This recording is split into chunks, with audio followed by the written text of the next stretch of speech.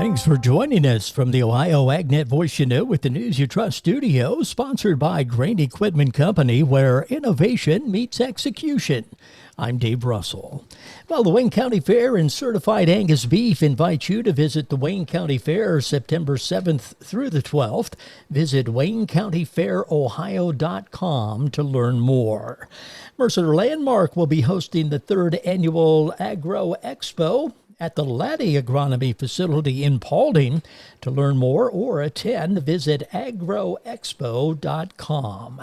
And then on tomorrow's midday show, learn about the soybean crush expansion in Ohio and what that means for biofuel opportunities. Well, Joel checks in with the Amplifying Ag with BASF report.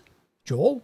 Harvest not quite here yet for most of Ohio. It is that time of year to be thinking about what we're going to be planting in 2025. Specifically, what soybean varieties we're going to be choosing for our farms. Rob McGuire is an Ag Solutions Advisor with BASF, offering some tips to consider when evaluating those new varieties. The standability is going to be the first thing you notice. It's kind of like your first impression of the bean. I look for good standability for highly productive acres, muck acres, and those types of places where beans can get tall. You can find a bean that's going to handle multiple different water scenarios, drought scenarios, soil conditions. You've got a bean that's probably going to be pretty widely used. I really start to trust a bean when I've seen it do well in the wet environments and still hang in there in those drought environments. Especially if I see that bean in an ideal situation, hang in there with the best of them. So if I can find versatility with top end, we're really talking at that point. I'll add to that this year has been really wet depending on where you're at and really dry depending on where you're at. So it helps you learn quicker. So get out there in these extreme years. You can learn a lot from them. And learn a lot more on what to look for in the latest in the Amplifying Ag video series from BASF, online now at ohioagnet.com. We're talking new variety evaluation. I'm Joel Norwood for the Ohio AgNet. Thanks, Joel. Well, Congress will soon return to Washington with a list of things to accomplish before the elections.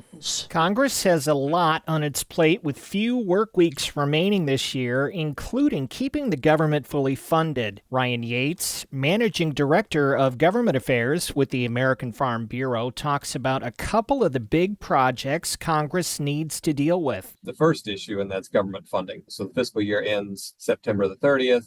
Congress will need to either kick the can to the lame duck session after the election, or if they could kick the can until early in the new year. Congress is late to the game when it comes to completing a farm bill. They've already kicked the can once. They failed to get it done last year, and they've continued to fail in finding a path forward. He says farmers and ranchers can't afford for Congress to wait to solve these issues. Appropriations, federal funding, it's a must-do. Everybody knows it has to be done. Continuing to kick the can is a sad state of affairs. When it comes to the Farm Bill, the world looks a whole lot different in 2024 than it does in 2018. If you look at the state of the economy, the rural economy is in distress. Chad Smith, Washington. The August Purdue University CME Group Ag Economy Barometer dipped 13 points from July to a reading of 100.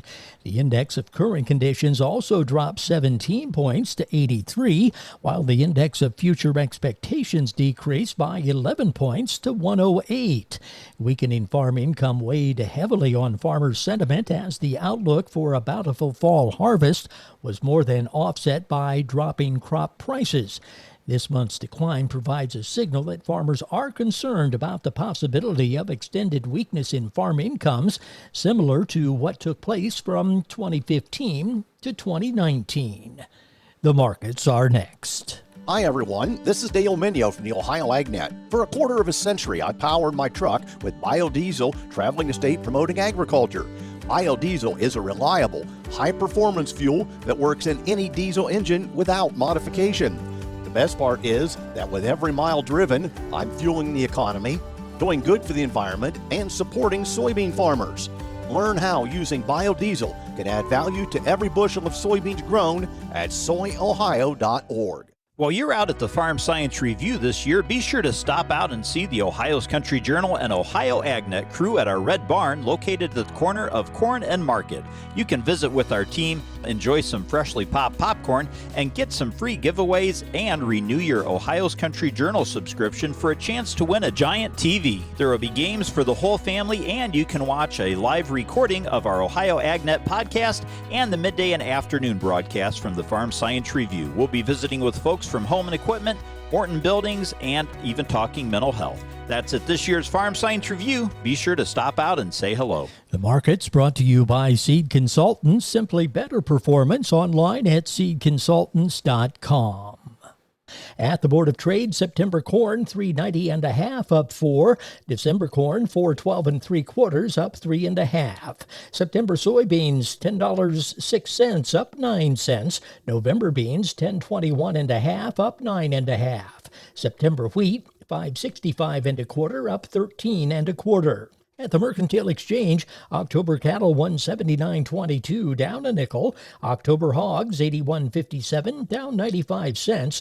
October feeder cattle $237.45 down $1.87. This is the Ohio AgNet.